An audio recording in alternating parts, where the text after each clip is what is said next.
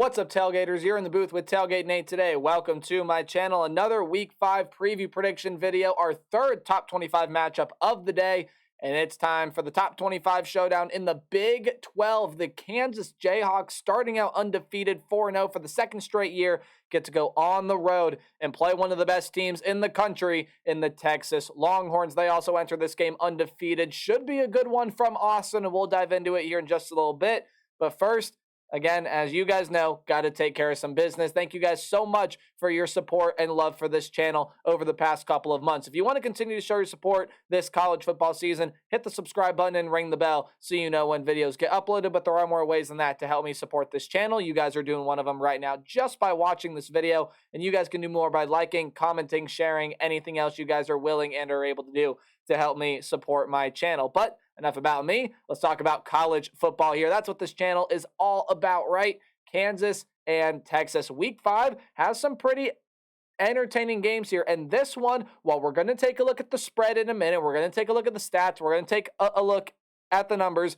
I have a feeling that this one is going to be a lot closer than a lot of the experts think. I think this one is going to be a war. This one is going to be a battle. Let's dive in and take a look at the stats that both of these teams have put up so far this season. When you talk about the Kansas offense, yes, it did sputter against Nevada, but it played really, really well against Illinois. It played really, really well against BYU, and it is really, really good to have Jalen Daniels back for this team. 705 yards, 5 touchdowns, 1 pick, 74% completion percentage.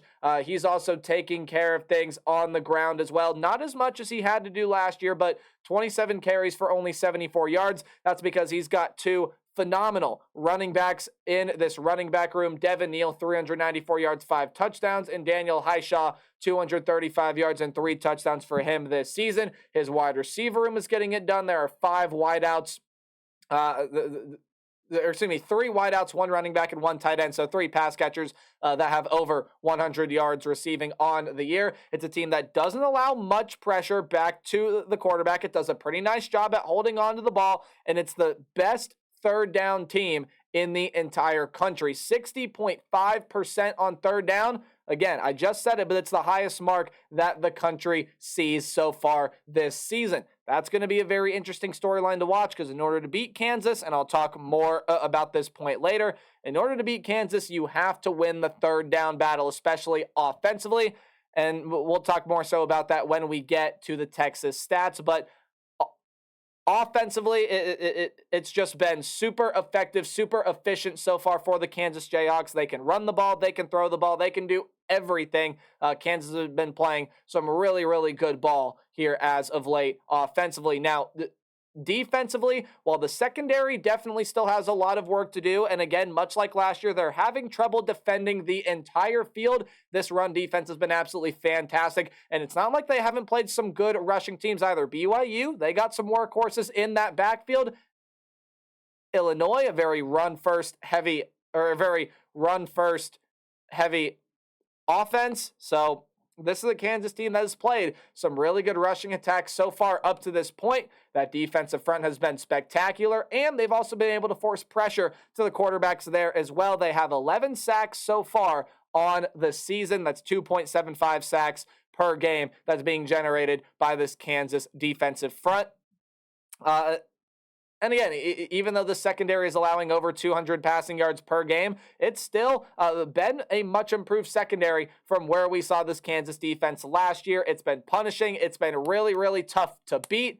However, Kansas has not really faced an offense like what they're going to face on Saturday, right? The Texas Longhorns are a really, really good offense led by their quarterback in Quinn Ewers. Already has 1,000 yards this season, 1,033 yards, 9 touchdowns, 64% completion percentage. Jonathan Brooks and CJ Baxter are doing wonderful work there in the running back room. Of course, Xavier Worthy's one of the best wide receivers in all of college football. A.D. Mitchell, Jordan Whittington have been really, really good so far this year as well.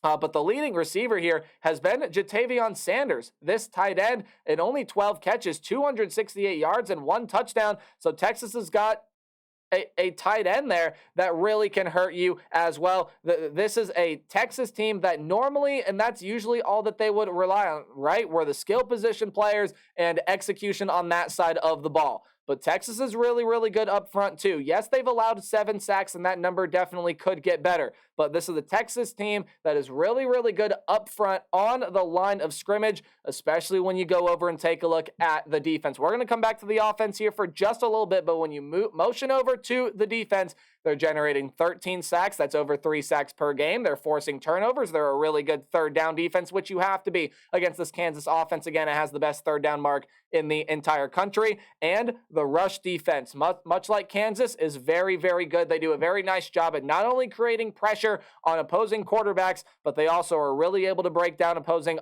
offensive lines and getting to the opponent's running backs as well. So this is a Texas team that is very, very sound up front defensively. The secondary, again, much like Kansas, may need a little bit of work here and there, but it is full of great talent. That's why Texas has the number 3 by their name here. They've been playing some really good football on both sides of the ball this year, but the one thing that I've been impressed with Texas about, and it's kind of what has defined Texas here in the past couple of years, is that they play down to their level of competition. It's how they get upset. It's how they lose some of the games that they're, quote, not supposed to, right? Well, they did not play down to the level of competition against Baylor last week. In fact, they smothered Baylor in every single aspect. That's what I've been impressed about with Texas. It's why they have the number 3 by their name, and it's why they're a team to fear this season. But let's dive on into our what to watch for, keys to the game, just kind of some things that I believe that you should watch for here when you are tuning in to this game. We'll tell you where to watch it here in just a second. But we are going to start with the road team, the 24th ranked Kansas Jayhawks. The short and mid-range game passes that have worked all year long for this Kansas team, and they are going to work here.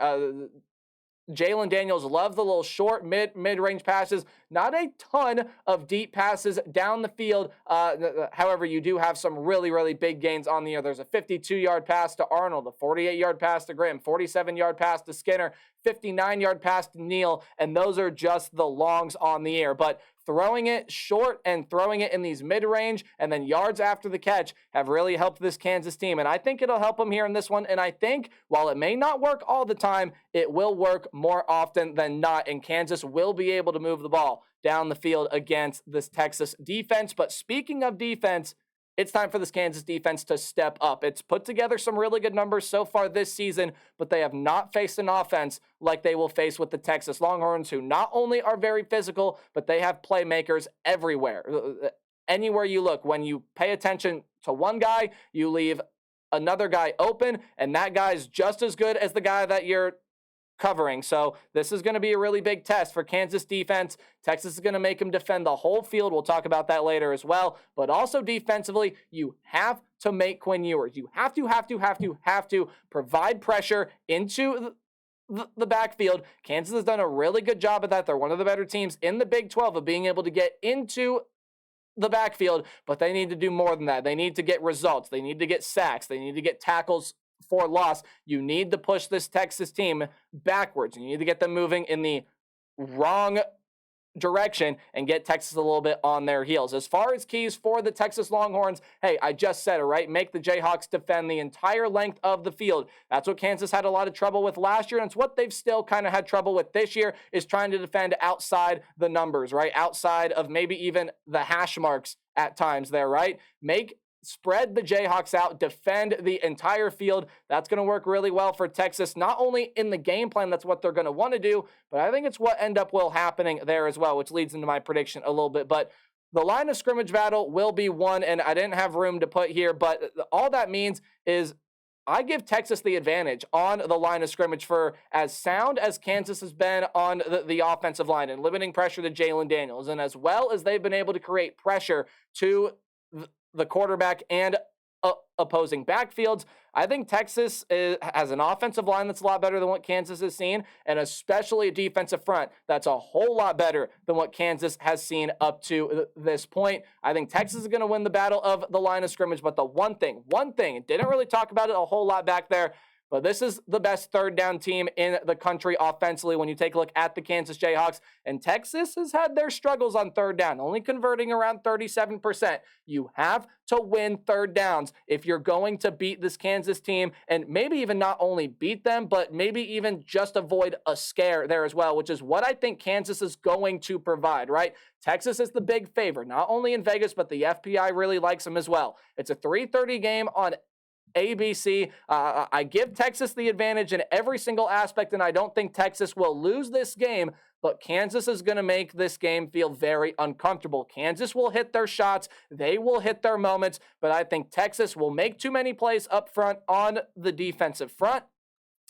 And I believe that Kansas just is not going to be able to match the talent that Texas has offensively with the Jayhawk defense, if that sentence made any sort of sense there. Basically, what I'm trying to say is I think the Texas offense is going to outmatch whatever Kansas is able to do, and the defensive front will make too many plays in the Jayhawk backfield. I got the Longhorns winning a closer one than expected. Let me know your thoughts on this game in the comment section down below. And hey, as always, remember to play hard, but tailgate harder. See you guys in the next video. Goodbye.